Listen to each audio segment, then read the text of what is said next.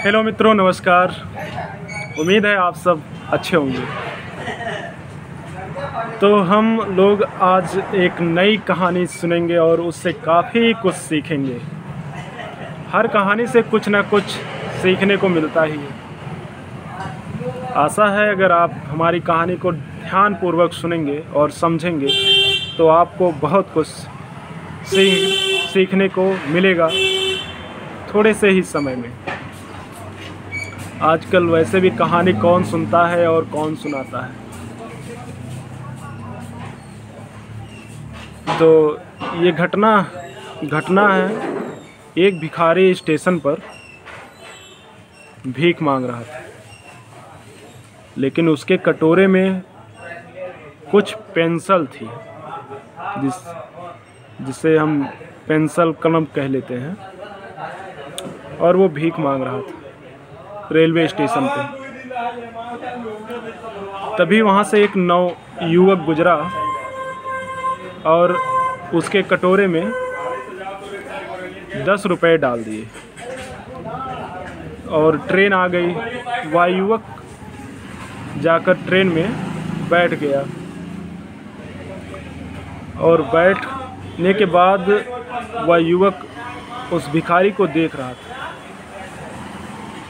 लेकिन वह युवक एक व्यापारी था। उसके बाद वो ट्रेन चलने से पहले उसमें से निकला और उस भिखारी के पास आया और बोला, इस पेंसिल की कीमत क्या है? और उसने उस भिखारी से पेंसिल पैसे देकर ले ली। लेकिन उसने जो कहा वो बात भिखारी की ज़िंदगी को ही मानो बदल दी। उसने कहा कि तुम भी व्यापारी और मैं भी व्यापारी, और वो पेंसिल लेकर चला गया। लेकिन वह नवयुवक जब उसमें पहले पैसे डाला था तो इस बात का उसने ध्यान नहीं दिया। उसने यही जानकर पैसा दिया था कि वह एक भिखारी है, जो कि वो एक भिखारी ही था। लेकिन दोबारा उसने सम्मानपूर्वक उनसे पेंसिल ली और उस पेंसिल का पैसा दिया।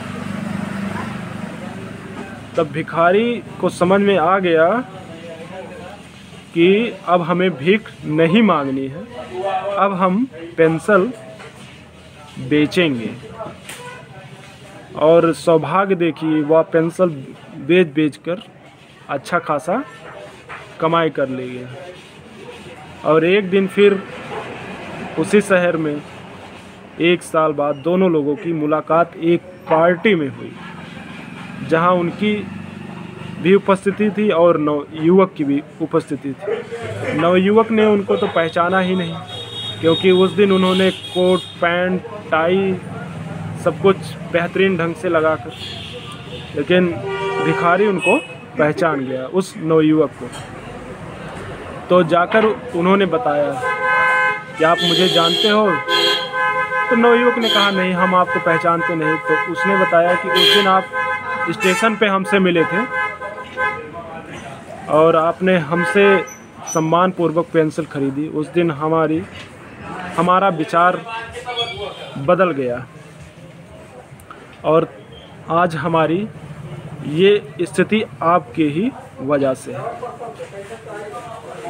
तो जीवन में ऐसे ही अवसर आते रहते हैं, बस हमें ध्यान देना है। क्योंकि उस नवयुवक से मिलने के बाद ये विचार में आया कि मैं भीख क्यों मांग रहा हूँ। तो जिस दिन आपको ये लग जाएगा कि मैं ये काम क्यों कर रहा हूँ, तो आप उस काम में सुधार करेंगे और आपकी वृद्धि होना तय है। आशा करते हैं ये कहानी आपको पसंद आएगी, और अगर पसंद आए तो आप कमेंट बॉक्स में अपनी राय अवश्य दें। जय हिंद, जय भारत। फिर मिलेंगे कल। धन्यवाद।